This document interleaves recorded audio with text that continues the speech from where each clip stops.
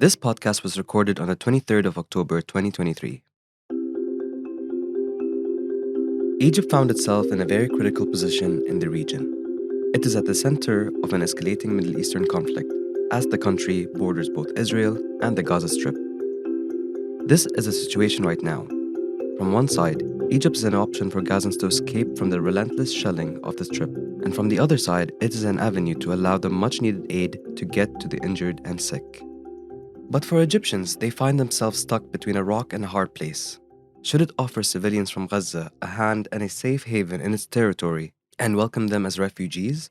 Or shut its border and leave 2.3 million people on the devastating receiving end of Israel's wrath?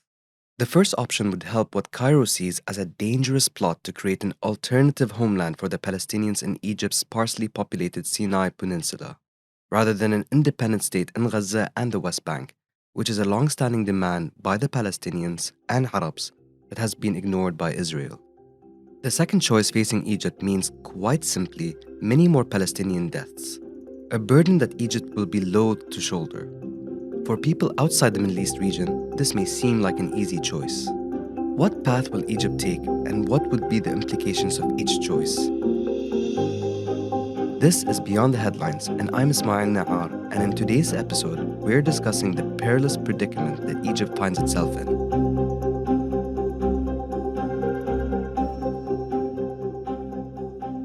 While you've been following the news on the Israel-Gaza war, you might have heard about the Rafah Crossing a lot. Rafah is the only border crossing between Egypt and Gaza. The crossing is controlled by Egypt, and it is the only exit from Gaza not controlled by Israel. Egyptian authorities have insisted the border is technically open, despite no Gazans being able to leave the enclave, and limited aid entering Gaza via the Rafah crossing since the outbreak of the war. But why has Egypt been reluctant to open its borders fully for the Palestinians of Gaza? What are the deep-seated reasons behind this reluctance, and how might the stance potentially draw the country further into the conflict? To understand more about the Rafah crossing and Egypt's role in the conflict, we're joined today by the National's Cairo correspondent Hamza Hendawi. Welcome, Hamza. So yes, Hamza, what's the latest situation on the Rafah crossing? The first convoy, as we know now, crossed on Saturday, I believe, and then since Sunday there was a second convoy. We're hearing reports of a third convoy going on Monday. So can you walk us through um, what happened over the weekend? Well, I mean, the first convoy, as you know, went through on Saturday. It was made up of 20 trucks, 18 of which carried mostly medical supplies, and I believe the remainder two had food. And then we had another convoy that went through late last night. I believe that involved about 17 lorries laden with humanitarian supplies. And the latest I heard is that there were 20 more getting ready to move through.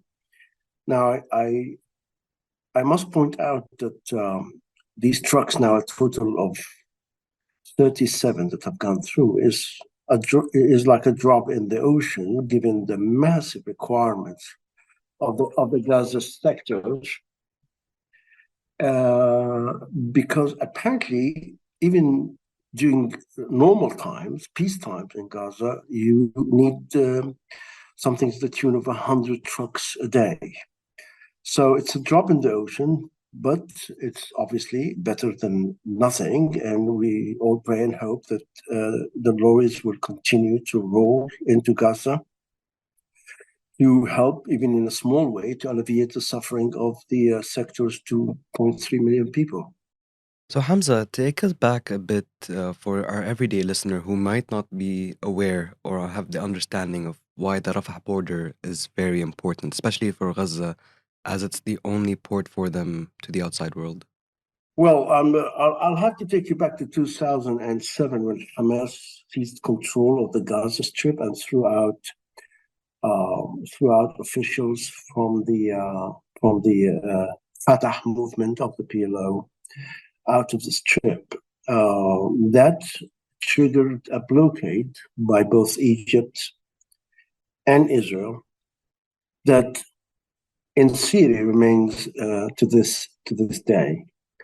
Then Egypt, starting from about 2013, began to destroy the multitude of massive tunnels dug by people in Gaza, businessmen, with the blessing of the Hamas government, so they can have fuel, food, everything you can imagine being smuggled from the Egyptian side of the border in the Sinai Peninsula and into Gaza.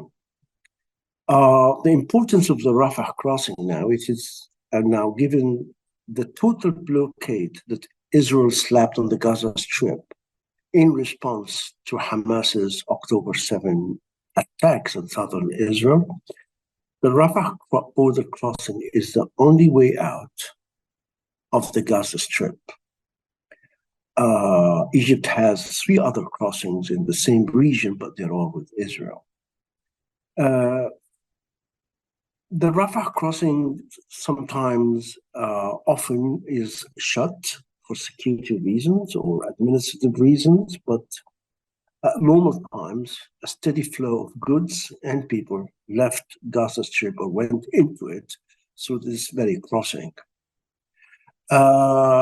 Israel bombed, according to the Egyptians, the Gaza side of the crossing at least 4 times since hostilities began more than 2 weeks ago. Now, there is apparently a deal that went down, which ties the transfer of humanitarian supplies from Egypt into Gaza with the release of some of the 212 hostages being held by Hamas since October 7. And it would seem that there is that kind of swap, hostages for food, water, medical supplies, and maybe also fuel. As far as we're standing right now, on Saturday, we heard, Egyptian President Abdel Fattah al-Sisi during his address at the Cairo Peace Summit for Gaza, when he said very openly and clearly that on the Egyptian stance of allowing Palestinians into Gaza would not be a policy he would entertain, as much as the stance also is unified across the Arab world. Why do you think he said that, and do you think there's pressure among Egyptians to change that policy? It's really a very basic policy that has been pursued by Arab states neighboring Israel for a long time now. If more Palestinians leave the West Bank and Gaza and go to Jordan and Egypt, respectively, then you are practically emptying the Palestinian cause of its content. There will be, as the president once said, there will be land, but no people. Now, you'll have to remember the days of the Nakba in 1948, when more than 700,000 Palestinians left what is now Israel within the borders of 1967. They left, and either voluntarily because they were they fled the fighting, or they were forced to leave. And now, more than 70 years later, they are not allowed to go back to their homes. Then in 1967, there was another mass movement of Palestinians who went to Jordan from the West Bank when Israel seized the West Bank in that war, adding to the number of Palestinians that were already in Jordan. If Egypt allows the Palestinians of the Gaza Strip to come into Sinai, then you are basically producing another Nakba. Well, of course, it sounds on the face of it inhumane. Why would you let 2.3 million people endure this relentless, devastating bombardment?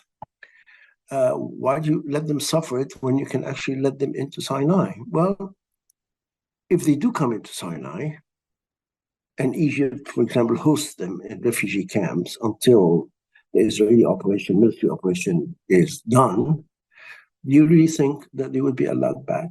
I personally doubt it very much, and almost every single Egyptian or Arab doubt that they would be allowed back, because Gaza would be much less troublesome for the Israelis if let's say, it loses 2/3 of its population. It would be possibly annexed by the Israelis if there are no Palestinians left in Gaza. So yes, while it sounds almost inhumane that we are letting the Palestinians stay put on the receiving end of Israeli bombardment, on the long term, you're actually saving or preventing the ultimate death of a cause that every single Arab feels very strongly about. Palestinians have to stay put. And I guess the people who actually die in Gaza as a result of the air bombardment, they're not being killed by the Egyptian government for refusing them access to Sinai. They're being killed by the Israelis. In the meantime, Egypt seems to be doing everything it can without much success or headway this far to stop the fighting, as it did in 2021 and in 2014 and other previous rounds of hostilities between Hamas and Israel. It's a tough one, but I don't think the Palestinians of Gaza themselves, or at least the overwhelming majority of the Palestinians in Gaza, want to leave their home and come to Egypt and live like refugees in camps. So that's where things stand. So yeah, I agree with you. It's nothing to do with an Egyptian domestic policy of it not being able to, do what Lebanon does, for example, for Syrian refugees. But it is more so on, to avoid the annexation of Gaza, because yes, if say half of the two million Gazans leave their land, the feeling in the Arab world is that they wouldn't be allowed back in, or the possibility of them going back to their homes, whatever is left, would be very close to impossible, maybe, right? Exactly. Yes. Hamza, I just want to pivot now and ask, to the present day, it took the whole process 2 weeks of war before, we saw the first movements of the Rafah border opening, at least from the Egypt side, to allow the trucks to go in. Earlier on Friday, there was assurances from Blinken, who after his, regional tour, that there was assurances that it would have opened on Friday. But then we saw the delay. Again, Israeli struck the crossing 4 times, so they needed time to fix the roads. Now the latest line we're hearing from Joe Biden, U.S. President Joe Biden, and Israeli Prime Minister Benjamin Netanyahu, they affirmed in the call that there would be a continued flow of this critical assistance into Gaza through the Rafah border. Do you think that's going to be feasible, given how much we've seen diplomacy work so hard to even get these 37 trucks to cross? Israel lost about 1,400 people, including women and children, in the Hamas-led attacks of October 7. And that triggered an outpouring of sympathy and support for Israel that had not been, from the West, that had not been seen in decades. And at the same time, the Arabs, all of them complained, or most of them at least, complained that the deaths of more than 4,000 Palestinians now since the area bombardment began also on October 7 does not match the outpouring of support and sympathy Israel received when it lost 1,400 of its people. So while I think the West reacted proportionately to the death of the Israelis on October 7, the West, including the US, of course, seemed to be almost oblivious to the mass deaths in Gaza as a result of the bombardment. But now slowly we're getting to a point where the support of Israel and the sympathy with Israel from the West is being, I won't say matched, but there's growing support for the idea that, humanitarian assistance must get to the Palestinians of Gaza to help them.